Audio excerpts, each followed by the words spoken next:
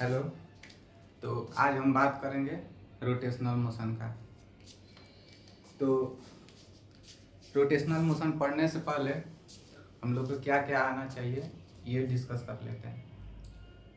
तो rotational motion पढ़ने से पहले हम लोग को सर्कुलर मोशन आना चाहिए, सेंटर ऑफ मास आना चाहिए, और WP आना चाहिए, NLM आना चाहिए, काइनेमेटिक्स आना चाहिए। ये सारी चैप्टर का कॉन्सेप्ट और थोड़ा बहुत मालूम होना चाहिए। तो तुम इस चैप्टर को मान सकते हो एज ए रिवीजन। इन सारी चैप्टरों का ये समझो तो रिवीजन है। तो चलो शुरुआत करते हैं एक प्रॉब्लम से, जो कि बेसिक सा प्रॉब्लम है। ठीक ठाक कॉन्सेप्ट इसमें क्लियर हो जाएगा और इसको इत्मीनान से देखते हैं और बढ़िया से सीखते हैं। तो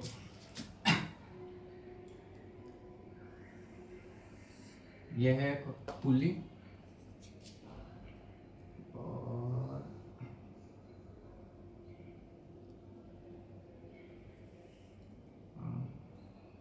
ये है मास 1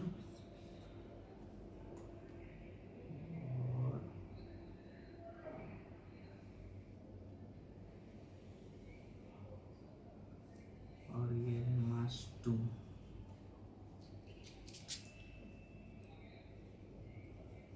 मासलेस स्ट्रिंग है।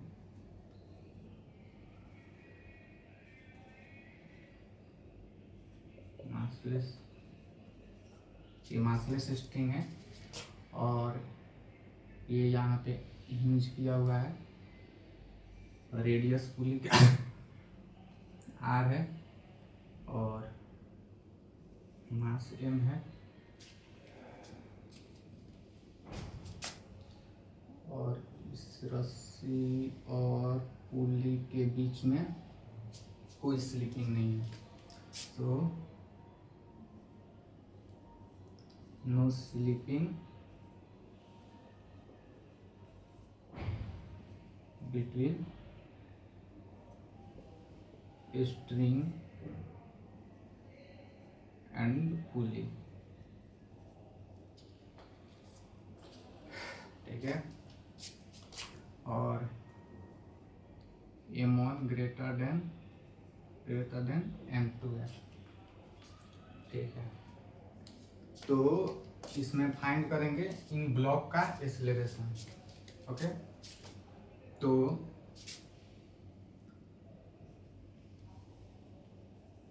Find the acceleration of blocks. ठीक है। ये हमारा क्वेश्चन था। तो सबसे पहले इसको देखते हैं। ये मास ज़्यादा है तो सपोज कि ये A एक्सेलरेशन से नीचे जा रहा है, तो बाय स्ट्रिंग कांस्टेंट ये A एक्सेलरेशन से ऊपर जाएगा। और इसका ग्रेविटी, इसमें नीचे फोर्स लगेगा M1G और ऊपर T1। वही फोर्स पुली पे लगेगा T1 और यहाँ पे टेंशन होगा T2 और इधर जो टेंशन होगा यहाँ पे जो लगेगा T2। और ये जो फोर्स है यहाँ पे ग्रेविटेशनल फोर्स लगेगा M2G। तो हम ये समझते हैं कि ये टेंशन या इस रस्सी का टेंशन और इस रस्सी का टेंशन डिफरेंट क्यों है? सेम नहीं है, डिफरेंट है। इसलिए कि यहाँ पे पुल्ली और रस्सी के बीच में स्टैटिक फ्रिक्शन लग रहा है। ये नो स्लिपिंग है, मतलब कि ये साथ साथ ऐसे रोटेट कर रहा है, ऐसे। तो अगर FBD जो यहाँ ये सेमी सर्कुलर जो रस्सी है, यहाँ का अगर हम FBD बनाए तो कैसा होगा? ये पुली है और एक ये रस्सी है। तो रस्सी है तो ये इस पे लगेगा फ्रिक्शन ऐसे स्टैटिक फ्रिक्शन, और इस पे लगेगा रस्सी पे स्टैटिक फ्रिक्शन ऐसे, और नीचे लग रहा था T1 और इधर लगेगा T2।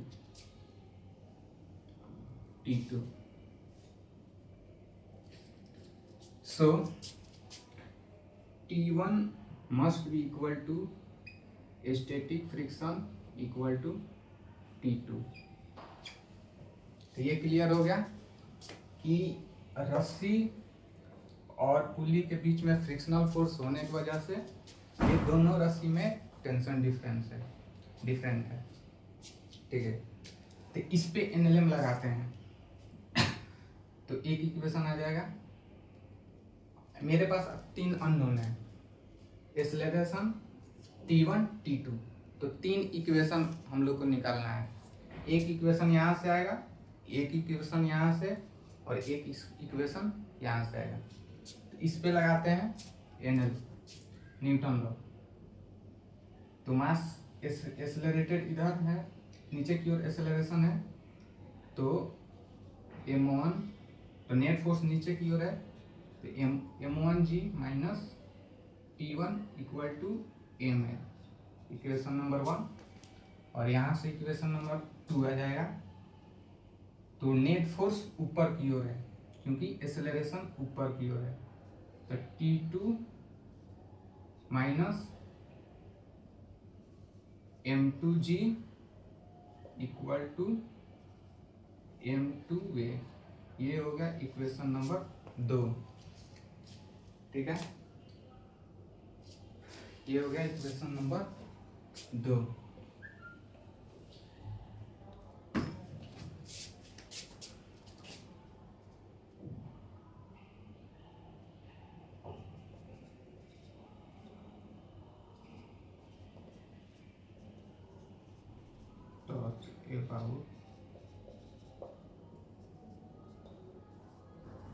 हिंज, तो अब टर्क के अबाउट हिंज, ये हिंज जहां से किया हुआ है उसके अबाउट टर्क लिखते हैं।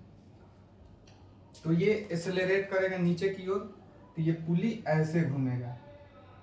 ठीक है, ऐसे घूमेगा, तो इसका अल्फा जो आएगा ऐसे आएगा, ऐसे, ये हो गया अल्फा। तो टर्क लिखेंगे, हिंज के अबाउट रोटेट कर रहा है इसलिए हिंज के अबाउट टर्क लिखेंगे। सो टर्क अबाउट हिंज, तो आई about hinge by into alpha, तो ये हो जाएगा। इसका टर्क क्या होगा, T इंटू आर, किस डायरेक्शन में, इस डायरेक्शन में, यानी कि एंगुलर एक्सेलरेशन के डायरेक्शन में। तो इसको लिखेंगे पॉजिटिव T1 R1, और इसका टॉर्क आएगा एक्सेलरेशन के अपोजिट साइड, तो इसको लिखेंगे T2 इंटू आर। और ये जो पुली है सॉलिड सिलेंडर है, इसको हम लोग मानेंगे सॉलिड सिलेंडर। तो इसका मोमेंट ऑफ इनर्शिया लिखेंगे m, मास है इसका m स्क्वायर बाई 2, और अल्फा, तो अल्फा बराबर क्या होता है, AT बराबर होता है R अल्फा, तो अल्फा बराबर हो जाएगा A टेंजेंशियल बाई R। तो A टेंजेंशियल, ये A एक्सेलरेशन से इधर आ रहा है, घूम रहा है, तो A बाई R, तो एक आर से एक आर गया, और इस आर से ये तीनों आर गया।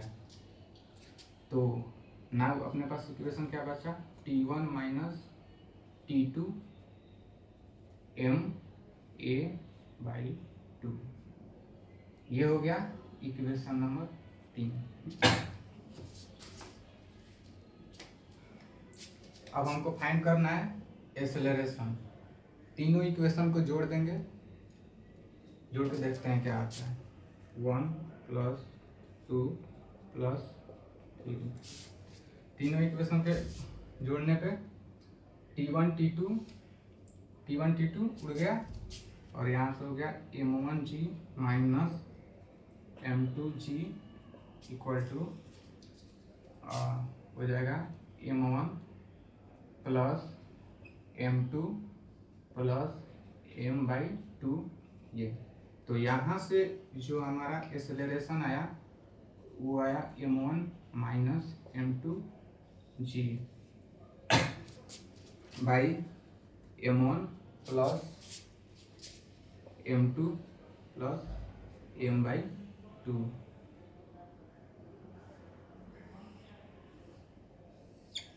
ये हो गया अपना एक्सेलरेशन। अब मेन जो क्वेश्चन था ये एक्सेलरेशन ही था। अगर यहाँ से तुमसे पूछा जा सकता है T1 का वैल्यू, T2 का वैल्यू एंड हिंज फोर्स का वैल्यू, तो इस एक्सेलरेशन को यहाँ पुट करोगे T1 निकल जाएगा, यहाँ एक्सेलरेशन पुट करोगे T2 निकल जाएगा, और T1 T2 यहाँ पे पुट करोगे तो एक्सेलरेशन तो अपने पास आ ही गया। ठीक है, तो चलो T1 T2 और हिंज फोर्स निकाल ही देते हैं। तो अपने पास ये होगा,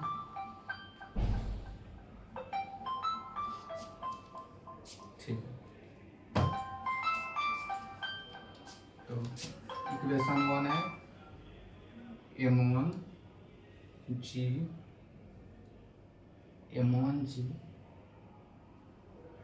M1G minus T1 equal to M1A।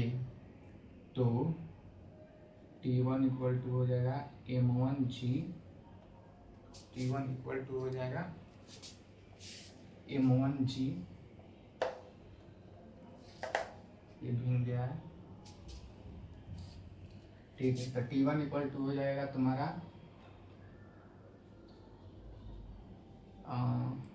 M1G minus M1A।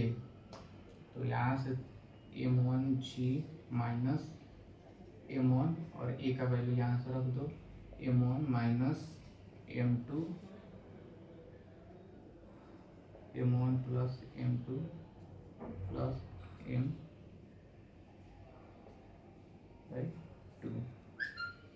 ये हो गया T1। अब T2 का वैल्यू निकालना हो तो इस इक्वेशन में रख देंगे एक्सेलरेशन का वैल्यू, M1G हो गया M2A। तो यहाँ से तुम्हारा हो जाएगा T2 का वैल्यू M2A + M2G। तो M2 और A का वैल्यू रख देंगे M1 minus M2G by M1 + M2 + M/, ये हो गया 2 प्लस ये हो जाएगा M2G। ये हो गया तुम्हारा T2। और अब बात करेंगे हिंज फोर्स का। तो हिंज फोर्स के लिए इसका FPD बनाएंगे, इसको मिटाते हैं, स्पेस की जरूरत पड़ेगी तो स्पेस की जरूरत पड़ेगी। तो चलो ये पुली की बात करें तो पुली पे ये फोर्स T1 mg1 लगेगा तुम्हारा, mg और हिंज फोर्स ऊपर। तो ये यहाँ से इक्वेशन आ जाएगा T1 + T2 + M G equal to F hinge. T1 T2 अपन को पता है, यहाँ वैल्यू पुट करेंगे तो एफ हिंज यहाँ से निकल जाएगा। ठीक है, ठीक है। तो इसमें आते हैं, ये अपना हो गया क्वेश्चन। ठीक है, इसमें कुछ और बातें करते हैं और सीखते हैं, जैसे कि फाइंड द इस ब्लॉक का वेलोसिटी फाइंड करना है। चलो, तो क्वेश्चन हो गया कि फाइंड द वेलोसिटी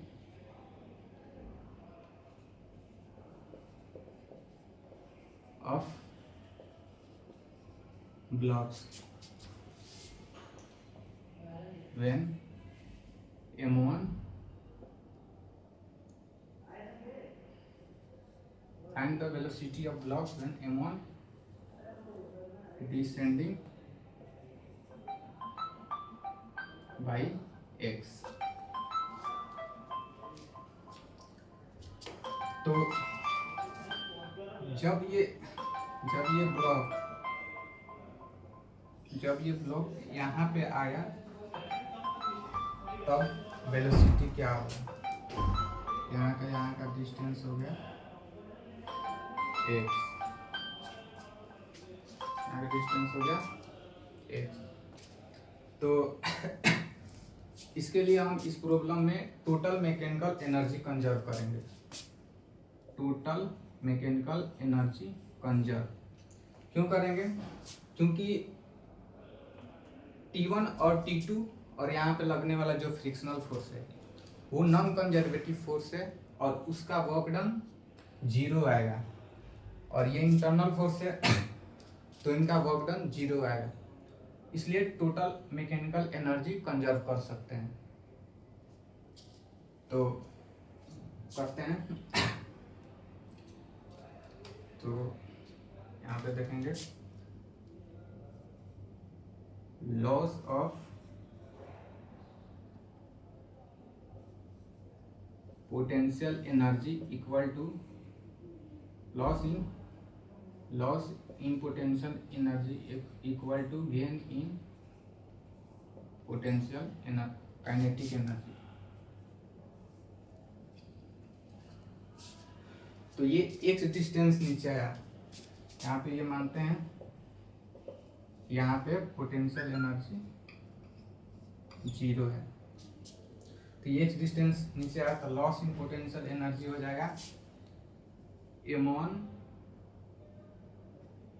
Gx, और बाई स्ट्रिंग कांस्टेंट ये ब्लॉक भी x ऊपर जाएगा, तो ये कहीं यहाँ पे चल जाएगा x डिस्टेंस ऊपर, तो ये हो जाएगा। तो लॉस लिख रहा है तो इसको माइनस करेंगे, तो m2Gx equal to gain in kinetic energy. इसका काइनेटिक एनर्जी हो जाएगा हाफ mv² प्लस इसका काइनेटिक एनर्जी हो जाएगा हाफ m2v2 का होल स्क्वायर। तो यहाँ से अपने पास v आ जाएगा, तो m1 माइनस m2 Gx 2 और हो जाएगा वेलोसिटी के स्क्वायर, ठीक। और यहाँ से आ जाएगा m1 प्लस m2। तो अगर तुम चाहो तो वेलोसिटी बराबर लिख सकते हो, ये हो गया कैलकुलेशन सही है, ठीक है। यहाँ पे लिख सकते हो √2m1 minus m2 Gx by m1 plus m2, ठीक है।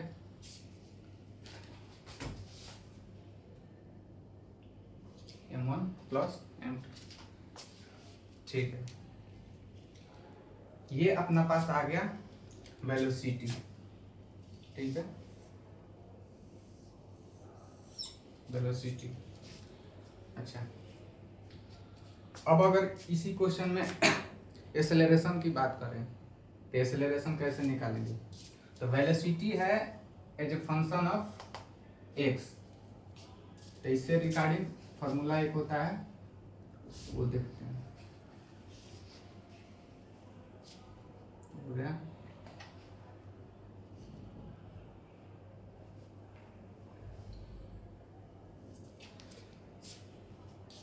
ये होता है, तो v स्क्वायर इक्वल टू लिख सकते हैं और 2m1 minus m2 gx by m1 plus m2, ठीक है। तो यहाँ से इसको differentiate with respect to x, differentiate with respect to x, तो इसको डिफ्रेंशिएट करेंगे तो हो जाएगा dv बाई dx, ठीक है, और 2 into D V by D X, और इसका हो जाएगा m1 minus m2 into ji by, ये हो जाएगा m1 plus m2 into x, ठीक, 2 से 2 गया। और ये होता है एक्सेलरेशन, जब वेलोसिटी एक्स के फंक्शन में हो, ये होता है एक्सेलरेशन। तो ये अपना पास हो गया ए बराबर m1 minus m2 ji by m1 plus m2, तो ये अपना पास हो गया एक्सेलरेशन, ठीक है। हाँ, फ्रिक्शन, यहाँ पे स्टैटिक फ्रिक्शन का वर्णन इसलिए नहीं आया कि वो एक इंटरनल फोर्स है, जैसे कि देखो ये और ये एक रस्सी है, तो इस पे फ्रिक्शन फोर्स लगेगा ऐसे, और इस पे फ्रिक्शन फोर्स लगेगा ऐसे, और इस पे फ्रिक्शन फोर्स लगेगा ऐसे। तो जितना जिस पॉइंट पे लगेगा उस पॉइंट का डिस्प्लेसमेंट इधर लिखोगे तो पॉजिटिव में एक आ जाएगा, और उधर लिखोगे तो एक निगेटिव में आ जाएगा, तो प्लस एक इक्वल मैग्नीट्यूड में होगा, और पॉजिटिव निगेटिव कैंसिल आउट होके 0 हो जाएगा। सिमिलरली T1 और T2 का भी डिस्प्लेसमेंट ऐसे ही कैंसिल आउट हो जाएगा, ठीक है। Thank you.